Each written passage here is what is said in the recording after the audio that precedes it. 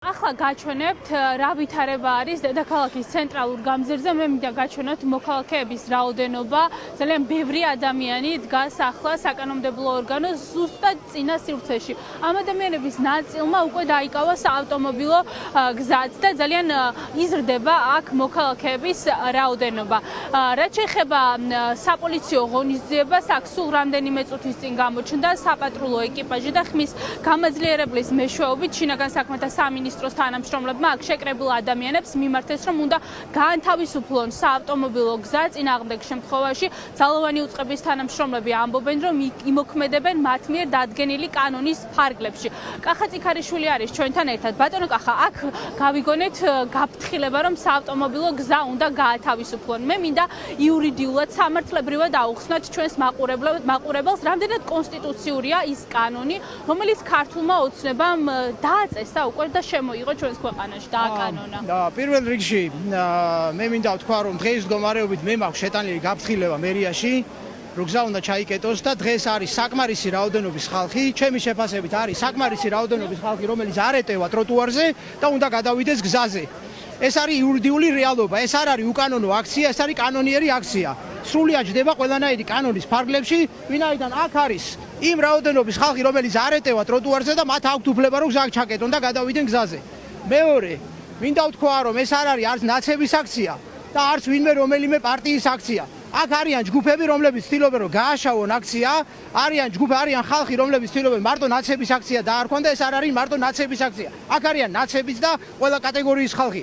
შესაბამისად, აუცილებელი ადამიანებმა გაიგონ, რომ ამ აქციას არ აქვს პარტიული ხასიათი.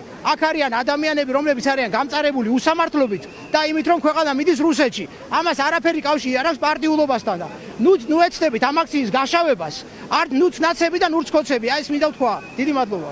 ძალიან დიდი მადლობა. ჩვენ შეგვიძლია აქციის სხვა მონაწილეებსაც გავესაუბროთ, გადავინაცვლოთ ამ სივრცეში. დავით მოგვყევი. ხედავ გიორგი ლაშა გაბიტაშვილს. ლაშა, პირდაპირ ეთერში ვართ. თქვენ არაერთხელ გახდით რეპრესიების მსხვერპლი, მათ შორის იყო ფიზიკური ძალადობაც, სამართლებრივი დევნაც გვახსოვს თქვენი პროცესები სასამართლოში. აი ამ მეთოდით რას ცდილობს ქართული ოცნება და გითხარით, აი რატომ არის მნიშვნელოვანი, რომ ამ რეპრესიული კანონების მიუხედავად ძალიან ბევრი ადამიანი გამოვიდეს ქუჩაში და ეს პროტესტი გაგრძელდეს.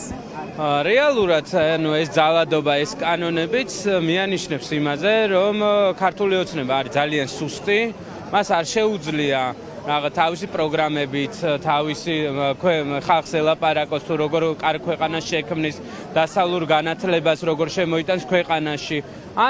ეს ყველაფერი რომ მოსპოს, ამის გამო ის ცდილობს კანონებით რაღაცა დაჭერებით გვაიძულოს აქ